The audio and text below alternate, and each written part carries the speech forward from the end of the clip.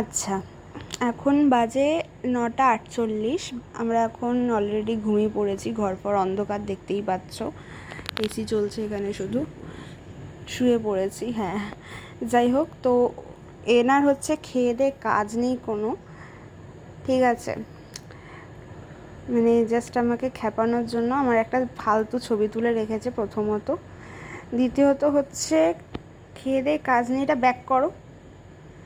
মানে আমাকে জাস্ট মানে কি বলবো আর, জাস্ট ইনস্টা বলছি, ইনসাল্ট ফিল করানোর জন্য আমার ছবিটাতে লিখেছে একে হনুমান বানিয়ে দাও।